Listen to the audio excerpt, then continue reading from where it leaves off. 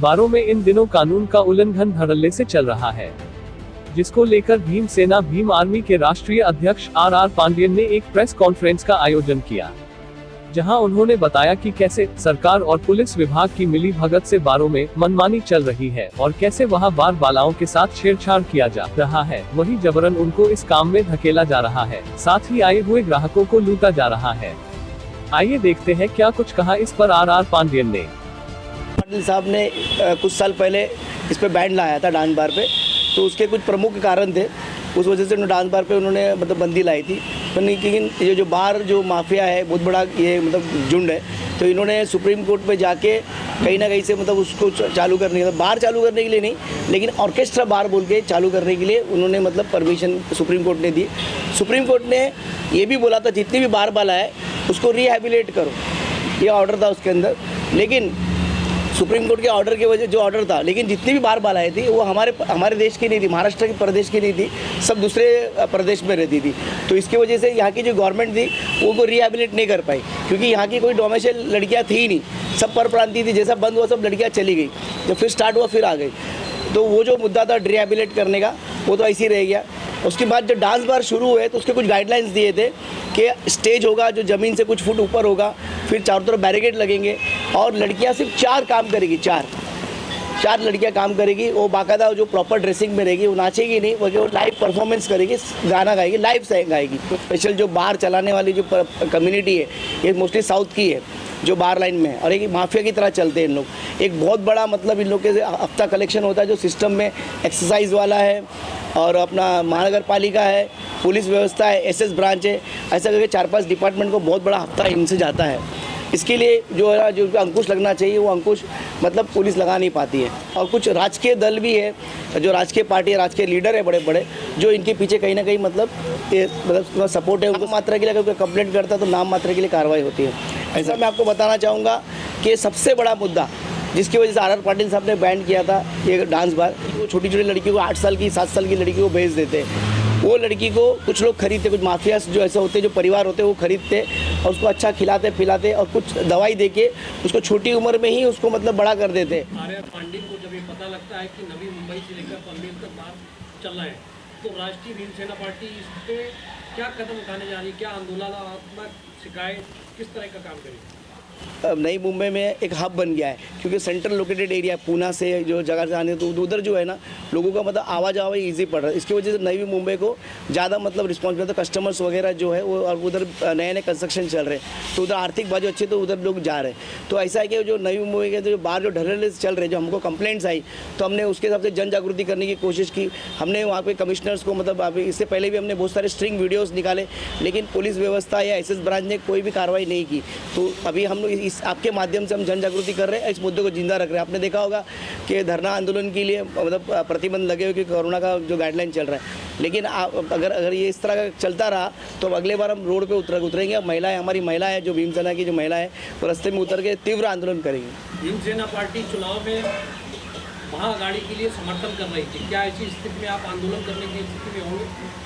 बिल्कुल, अगर देखो अंकुश लगाना है तो हमको वो आगाड़ी या जो पिछाड़ी उसको देखना नहीं, हम लोगों के हित के लिए काम करते हैं। कहीं ना कहीं ये बहुत बड़ा मतलब ये जो चल रहा है इसको मतलब ये बहुत बड़े लेवल से जो स्कैम चल रहा है, माफिया चल रहा है, इसको कहीं ना कहीं अंकुश लगाना चाहिए। पांडियन जी, आपके हिसाब से आपने इतना रिसर्च किया है, स्टडी किया है, तो आपके हिसाब से महाराष्ट्र गवर्नमेंट को कितना बड़ा महसूल इसमें मतलब कितना नुकसान हो रहा है रेवेन्यू में? ये सब जो बाहर पैसा जा रहा है जहाँ उसका हिसाब किताब में दिया जाता है, जैसे आपने कहा कि लड़की लोग के ऊपर उड़ाया जाता है, देन बार जैसे मौज खाली दारू का पता चलता है, बीट के ऊपर है फूड का, तो पैसा जो उड़ाया था उसके बारे में कुछ पता नहीं चलता। तो रेवेन्यू में कितना लॉस हो रहा है हर महीने महाराष्ट्र गवर्नमेंट को, आपको ऐसा लगता है? देखो, रेवेन्यू की बात रही है, जो पैसा उड़ता है तो हमने एवरेज हमने निकाला है कि एवरेज जो 300 करोड़ रुपया ना एवरेज खाली नई मुंबई के अंदर, ऐसा तो अलग मुंबई अलग है, नई मुंबई अलग है, थाना है, ऐसे अलग अलग ज़िले हैं तो उनके कॉर्पोरेशन, लेकिन नई मुंबई के अंदर कम से कम 300 करोड़ रुपये का मतलब जो मनी लॉन्ड्रिंग होता है कम से कम 300 करोड़ के ऊपर ही होता है हर हफ्ते का एवरेज। अब साल का महीने का नहीं बता रहा हूँ, 1200 करोड़ का एवरेज मनी लॉन्ड्रिंग हो रहा है। ये मेरा मतलब कैलकुलेशन मैंने निकाला है। पांडे जी, इसके पहले भी आपने जो बैनर जो है मतलब डांस बार के विरोध के आंदोलन के आपने नई सब जगह लगाए थे, परंतु वो बैनर आपके उतराए गए, इसके वजह किसका हाथ है ऐसा आपको लगता है? देखो, हमने जन जागृति करने के लिए बैनर लगाए, लेकिन आपने देखा होगा जो माफिया है, जो बार लाइन का बहुत बड़ा माफिया है, उनका डायरेक्ट कनेक्शन है महानगर पालिका से, क्योंकि वो ऑलरेडी आपने देखा कोविड के टाइम कोई कार्रवाई हो नहीं रही अभी। अब घर कस्टमर फुल भरे रहते हैं, कोई डिस्टेंस मेंटेन नहीं होता। इनका कैसा है कि रिलेशन मेंटेन हो गया है, लोग बांध दिया, तो इसकी वजह से ये लोगों तक पहुँचे नहीं, बात लोगों तक पहुँचे नहीं। इसके लिए माफिया लोग ने BMC को एडमिनिस्ट्रेट करके या उनको बताकर या पुलिस वाली व्यवस्था को बताकर वो हटाए। अगर आप बोलते हैं कि बाहर वाले माफिया है, उन लोग का पुलिस के साथ रिलेशन है, तो अगर आप एक मुद्दा उठाते हो तो आपके जान को खतरा भी हो सकता है। बिल्कुल, देखो मेरे पर इससे पहले भी अब जो ये मुद्दा उठाया है तो बहुत सारे धमकी के कॉल आए और बहुत सारे लोगों ने कोशिश किया, मुझे मैनेज करने की भी कोशिश की। उनको समझ में ही नहीं आ रहा है कि मैं ऐसा क्यों कर रहा हूँ। उनको सब कुछ मैंने को समझाया। कुछ लोगों को मैंने फ़ोन करके बोला है कि आप अपनी लड़ाई लड़ो, मैं लड़ाई अपनी लड़ूंगा, और पुलिस व्यवस्था प्रशासन से लड़ने के लिए मैं सक्षम हूँ, और इन जो छोटी छोटी धमकियों से मैं डरने वाला नहीं हूँ। तो मुंबई, नई मुंबई में कितने बार धड़ल्ले चले आतंक के नाम से? तो एक्चुअली मुंबई के अंदर कुछ 250 के ऊपर है, और नई मुंबई में कुछ 85 या 90 बार से, और ऐसे हर ज़िले में अलग अलग मतलब क्या है, कुछ बार से कुछ। मतलब खास करके हमारा जो मुद्दा है वो ऑर्केस्ट्रा बार पे जो डांस बार बन गया, जो ऑर्केस्ट्रा बार डांस बार बन गया, जहाँ पर महिलाओं का शोषण हो रहा है, मनी लॉन्ड्रिंग हो रही है, ड्रग पेडलिंग हो रही है, ये सब चीज़ को अंकुश लगाने की हमारी कोशिश है। कहीं ना कहीं महाविकास आघाड़ी सरकार का सपोर्ट है, सबको लगता है इसलिए ही चल रहे हैं। बिल्कुल, देखो स्टेट गवर्नमेंट का बिल्कुल सपोर्ट है। आपने देखा होगा अभी अपने जो लास्ट टाइम ही मुद्दा उठा, 100 करोड़ का मुद्दा उठा था, और उसके अंदर अभी तक हमारे जो गृह मंत्री है वो सब इंक्वायरी फेस कर रहे हैं और जेल जा रहे हैं, सब हो रहा है। तो कहीं ना कहीं ये बहुत बड़ा पैसा और बहुत बड़ा ड्रग, मतलब ना ड्रग्स माफिया, ये जो बार माफिया, जो ह्यूमन ट्रैफिकिंग करते हैं, ये सबका मतलब समर्थन जो है सरकार को, सरकार जो अपनी आघाड़ी सरकार है उसको पक्का है। ड्रग्स माफिया का बताया आपने, उसमें बाल मजदूरी भी जोड़ा है, क्या आपने शिकायत की है इसकी आगे करने वाले, फिर उसके बाद आंदोलन? नहीं, हमने शिकायत की है, और जो प्रशासन जो एडमिनिस्ट्रेशन का डिपार्टमेंट है उसको हमने स्ट्रिंग वीडियोस भेजे हैं, उन्होंने स्ट्रिंग वीडियोस देखे, लेकिन फिर भी उन्होंने कार्रवाई नहीं की क्योंकि उनके ऊपर से दबाव है। तो हम देखेंगे पहला कि प्रशासन काम अगर नहीं करेगा तो हम सुप्रीम कोर्ट पक्का जाएंगे। तो बेलापुर एक एरिया है जहाँ पर मतलब एक बार का सुपर मार्केट है, उधर मतलब कबाना है, सीक्वेंस है, बेबो है, स्टार नाइट है, स्टार सिटी बार है, और इस तरफ आएंगे तो वाशी में भी बहुत सारे बार है।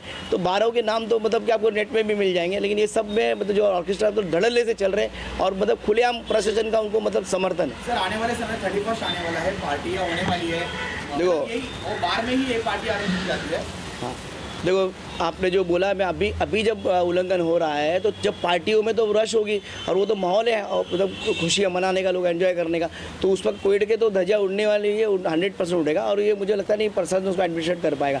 और 31 जो 25 तारीख से लेकर 31 तारीख तक जो होता है दिन, उस टाइम बहुत बड़ा रकम, बहुत बड़ी मतलब एंजॉयमेंट के लिए लोग बहुत सारा पैसा, बहुत सारा दारू, मतलब अनाप शनाप मतलब पैसा उड़ता है। तो इसको सरकार मतलब जो अपनी गवर्नमेंट है, जो लोकल एडमिनिस्ट्रेशन है उसको कंट्रोल करना चाहिए। आपको लगता है कि कोविड जो थर्ड वेव आने वाली है, ओमिक्रॉन जो फैलेगा, तो इसके लिए ये बार वाले जो है ऑर्केस्ट्रा बार या जो इस तरह के लेडीज बार चलाते हैं, उनका भी इसमें मतलब सपोर्ट रहेगा मतलब बढ़ाने में? बिल्कुल उनकी जिम्मेदारी रहेगी, क्योंकि अगर उन्होंने जो डिस्टेंस मेंटेन नहीं किया, जो प्रिकॉशंस लेने मेंटेन नहीं किया, तो डेफिनेटली जो ओमिक्रॉन आ रहा है वो फैलना ही वाला है। सर, आपने बोला था कि बार में नाबालिग लड़कियाँ होती है, तो सर इसके बारे में आपने कहाँ पे शिकायत की है? देखो शिकायत की बात है, हमने बहुत जगह पे लेटर लेके गए, हमारे कार्यकर्ता गए थे लेटर लेने के लेके, लेकिन उन्होंने डिस्पैच लेने से ही मना कर दिया, बोला ये सब हमारा काम नहीं है, आप उधर दे दो उधर दे दो। तो हमने कुछ जगह पे हमने डायरेक्ट है ना उसको मतलब पोस्ट कर दी, मतलब रजिस्टर रेडी कर दिया, क्योंकि डायरेक्ट हम डिस्पैच लेने जाते तो वो 1-2 घंटा बिठा के रखते हैं हमको, और हमारे उसको और पर से फिर वो सीनियर को जाता है, फिर उसको जाता है, फिर बोलते हैं ये मुद्दा हमारे पास क्यों दे रहे हो, हमारा नहीं है, आप ज़बरदस्ती क्यों कर रहे हो, हम तो आपको मैनेज करा देते हैं, ये सब क्यों उठा रहे हो, इस तरह की बातें उनकी होती है।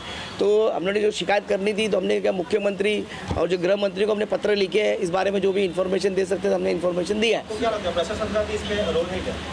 प्रशासन ही जवाबदार है। अगर कोई चीज़ अगर हो रही है वहाँ पर, किधर भी जो बार पे जो मतलब कि जो बार जो इतना धड़ल्ले से चल रहे हैं, जो ह्यूमन ट्रैफिकिंग हो रही है, जो बाल बालों पे शोषण हो रहा है, ये सबको प्रशासन को मालूम नहीं है क्या? प्रशासन को बिल्कुल मालूम होता है, बिना प्रशासन के मालूम के जानकारी के नहीं हो रहा है। क्योंकि आपने देखा होगा अभी कोई भी मतलब जो बाहर पे कोई कार्रवाई नहीं हो रही है आजकल, मतलब देखा होगा कोई कोविड की कार्रवाई, बीच में जब नवा शुरुआत है बहुत कोविड के बहुत डिस्टेंस मेंटेन किया जाता, धीरे धीरे वो चीज़ एकदम ये होगा, एबॉलिश हो गई। यही मांग है कि ऑर्केस्ट्रा बार पे पाबंदी लाई जाए, एक मांग है क्या? भीमसेना पार्टी की और मेरी और मेरे पूरे समस्त कार्यकर्ताओं की और हमारे, मैं जो महाराष्ट्र के हित की बात कर रहा हूँ कि भीमसेना जो हमारा जो ये मुद्दा उठाया है, तो मैं हमारा बोलना है कि ऑर्केस्ट्रा बार को जो सुप्रीम कोर्ट ने जो गाइडलाइंस दी है और जो कोविड में जो गाइडलाइंस मिली है, ये सबको मद्देनज़र रखते हुए उनको एडमिनिस्ट्रेट करने प्रशासन का काम है। और प्रशासन का एक मोस्टली ये काम है कि जो लड़कियाँ हैं जो परप्रांतीय है उन लोगों का मतलब मेडिकल किया जाए, उनको चेक किया जाए कि वो जबरन इस लाइन में तो ढकली गई है क्या है, वो सबको मतलब रेगुलेट किया जाए। अगर उनका शोषण हो रहा है तो उसको अंकुश लगाया जाए। और मैं चाहूँगा कि जो परप्रांतीय लड़कियाँ हैं वो अपने अपने प्रांत में जाए, उधर जो कुछ भी करे। यहाँ पर महाराष्ट्र के अंदर परप्रांतीय लड़कियों को काम करने देना नहीं चाहिए। सर, जिस तरीके से आप बोल रहे हैं कि रूल्स एंड रेगुलेशन के तहत ये सब बार चलने चाहिए, क्या रूल्स एंड रेगुलेशन है? आपने आरटीआई अंतर्गत कुछ जानकारी हासिल की है क्या? और दूसरी बात ये आप छड़ का जो इस्तेमाल कर रहे हैं, बोल रहे हैं कि लेडीज़ लोगों का वहाँ पे छड़ हो रहा है, तो कोई लेडीज़ आपके सामने आके बोली है क्या कि मेरे ऊपर कुछ छड़ हो रहा है, प्रॉब्लम्स हो रहा है? ऐसे कुछ पुख्ता सबूत है क्या आपके पास कि जिसके वजह से आप आगे जाके कुछ इसमें हासिल कर पाएंगे? आपका एक सवाल था जी कि लेडीज़ हैं, तो लेडीज़ लोग के कुछ हमारे जो महिला विंग के कुछ लोग हैं उनके पास और कुछ हमारे पहचान के लोग हैं उनके पास कुछ महिलाओं ने कंप्लेंट किया था कि बार मालिक है उनके जो पैसे देते नहीं, जो कलेक्शन होता है तो वो पैसे दबा लेते हैं, क्यों परप्रांतीय होती है तो वो मतलब कि उनको मतलब पैसे देते नहीं है। प्लस उनको ज़बरदस्ती बोलते गेस्ट के साथ जाओ, ये गेस्ट बड़ा है, ये ज़्यादा पैसा डालता है, अब ये मिलना चाह रहा है आपसे, वो डांस देख के हो गया, अब उसको आपसे मिलना चाह रहा है, तो उनके साथ भेजने की उन लोग तैयारी करते हैं। इस तरह के जो मतलब कि जो औरतों का शोषण होता है ये हो रहा है और कुछ कंप्लेंट भी आई। लेकिन हम लोग ये सबको अगर वो डिस्क्लोज करेंगे तो लड़की को प्रॉब्लम हो जाएगा, उसकी जान को खतरा हो सकता है, क्योंकि आपने देखा होगा ये बहुत बड़ा माफिया है, एक बड़ा माफिया चलाता है इसको।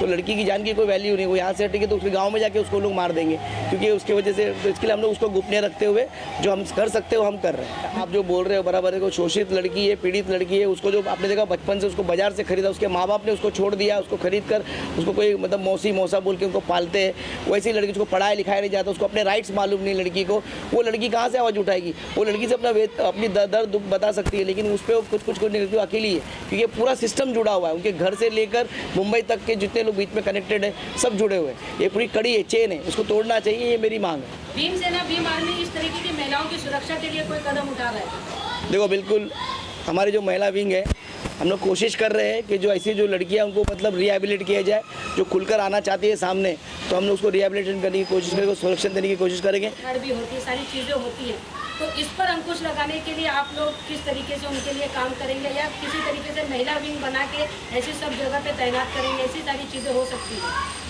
देखो, पहले हमारी बात ये है कि सबसे पहला जो है ना, प्रशासन ने ना ये जो इतनी एक बार में 40-40, 50-50 लड़कियां हैं वो सबको निकालना चाहिए। और जितना जो नियम है, सुप्रीम कोर्ट का नियम है, वो नियम के जितनी लड़कियां रखने का प्रोविज़न है उतनी लड़की रखी जाए। जो सिंगर हो तो ऑटोमेटिक जब लड़कियां छोटी छोटी लड़कियां अगर ज़्यादा संख्या में नहीं रहेगी तो उनको अत्याचार नहीं होगा, उनको अन्याय नहीं होगा, अपने अपने स्टेट में रहेंगे। और दूसरी बात जो आपने बोला है कि हमने महिला विंग तैयार कर रहे हैं, लेकिन हमको मोस्टली फिक्र ये है कि जो लड़की कंप्लेंट करेगी उसका जो आगे का मतलब जान का खतरा होगा। कि आपने देखो ये प्रशासन भी उनसे मिला हुआ है, तभी इतने बड़े लेवल पे काम हो रहा है, ऐसा है। तो हमको मतलब कि कुछ ना कुछ ऐसा हम लोग ठोस कदम उठाएंगे जो फ्यूचर में लड़की को तकलीफ ना हो और उसको हम रिहेबिलिट कर सकें। हाँ, गिराक की लूट ऐसे होती है कि कुछ गिराक हो जाते हैं जो पीते हैं, पीने का नशा हो जाता है, नशे के चक्कर में भी क्या करते हो, अनाप शनाप इन लोग जो वेटर स्टीवर्ड होते हो क्या बोलते हैं, पैसा आपको 2000 ला के दिया, 5000 ला के दिया, 10,000 ला के, उनको होश ही नहीं होता है। तो उस तरह का मतलब जो कस्टमर होते हैं, जो गरीब, आपने देखा होगा कुछ ऐसे लोग होते हैं जो महीने पगार होता है 20-25 हज़ार पगार होता है, तो थोड़ा बहुत पीने का शौक होता है तो पीने चले जाते हैं। डांस बार में ऑर्केस्ट्रा में लड़कियां नाचती है तो बहक जाते हैं और ज़्यादा पी लेते हैं। पीने के बाद जो पैसा उड़ाते हैं तो उनको याद नहीं रहता कौन सा फिगर उड़ाया क्या नहीं उड़ाया, तो उन लोग बोल देते हैं 10,000 उड़ाया, 20,000 उड़ाया, फिर वो जबरन उनसे वसूली करते हैं। आपने बीच में केस देखा होगा, चेंबूर में कस्टमर को नंगा करके मारा गया था, आपको पता होगा। तो इस तरह की हरकतें करते हैं। तो कुछ कस्टमर जो होते हैं, जो पब्लिक होती है, वो ना खुलकर सामने नहीं आती, इनके खिलाफ बोलती नहीं, और बोलने भी जाएगी तो जो लोकल प्रशासन, जो लोकल पुलिस चौकी होती है, वो उनसे पूरी तरह से मैनेज होती है। आप बोल रहे हैं कि नियमों के धज्जियां उड़ा दी जा रही है, तो इस तरीके से कौन से नियम हैं जो नियमों के मद्देनजर रखते हुए डांस बारों को चलाने का परवाना दिया जा चुका है?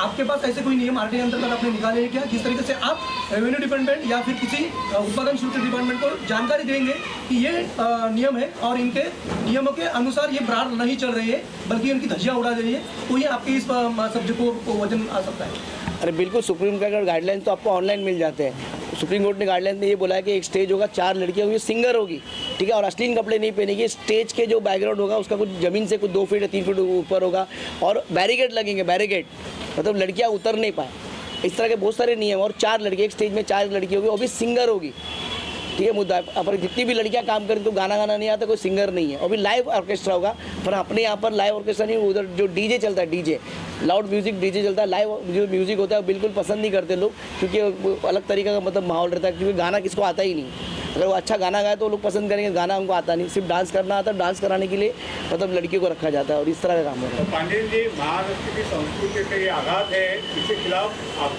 भीमसेना के अलावा कोई महाराष्ट्र पार्टियाँ बात नहीं कर रही, उस बारे में क्या कहेंगे?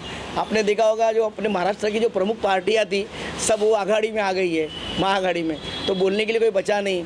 और तो हमने देखा कि महाराष्ट्र जब भी हम देख रहे हैं कि हम भीमसेनी के कहीं ना कहीं हमको लग रहा है कि कहीं ना कहीं मतलब लोगों पे ये अत्याचार हो रहा है, औरतों को शोषण हो रहा है, मनी लॉन्ड्रिंग हो रही है, महाराष्ट्र का नुकसान हो रहा है, ड्रग्स पेडलिंग हो रही है। तो ये सब चीज़ को कहीं ना कहीं अंकुश लाने के लिए मैं आगे आया हूँ। मुझे बहुत बड़े लेवल पर तकरार मिलने लगी थी, तो इसके लिए हमने सोचा कि ये मुद्दा है, इसको कहीं ना कहीं अंकुश लाएंगे, इसलिए हम लोग रस्ते पर उतर रहे हैं। इसके बावजूद भी अगर बाहर वाले आपकी बातों को नहीं मानते हैं तो आप लोग किस तरीके से कार्रवाई करेंगे? देखिए, अगर बाहर वाले नहीं मानते तो हमारी जो महिला विंग है, ठीक है, वो लोग सब रास्ते में उतरेंगे, तीव्र आंदोलन करेंगे। और हमारे जो आपने देखा होगा तो हमारे जो भीमसेनी के कार्यकर्ता है वो बार में घुस के, जब 12 बजे बार अगर चलता रहेगा इस तरह का, तो घुस कर भले कभी कभी होता है ना कायदा मतलब बनाने के लिए कायदा तोड़ना पड़ता है, तो हम कायदा तोड़ने की भी तैयारी रख रहे हैं। क्या आह्वान करेंगे ऐसे बार वालों को? बार वालों को बोलूँगा कि जो सुप्रीम कोर्ट की गाइडलाइंस है उसके हिसाब से आप चलाएं, ठीक है। और जो औरतों महिलाओं का जो शोषण हो रहा है, जो ड्रग्स पेडलिंग हो रही है, मनी लॉन्ड्रिंग हो रही है, ये सब बंद करें। जो कायदा दिया सुप्रीम कोर्ट ने गाइडलाइंस है उसी गाइडलाइंस में अपना बाहर चलाएं, अन्यथा आप लोग को भीमसेनी को गुस्सा सहन करना पड़ेगा। सर, ये सिर्फ बाहर वालों के खिलाफ आंदोलन होगा कि उनको सपोर्ट करने वाले स्थानीय प्रशासन के भी खिलाफ आंदोलन होगा? देखो, स्थानिक प्रशासन बिल्कुल जवाबदार है, तो स्थानिक प्रशासन ने अपनी जवाबदारी समझनी चाहिए, महाराष्ट्र का हित समझना चाहिए, महिलाओं पे जो शोषण है समझना चाहिए, उसको सरकार किस बात के लिए पगार दे रही है उसने सोचना चाहिए, अंदर झांकना चाहिए।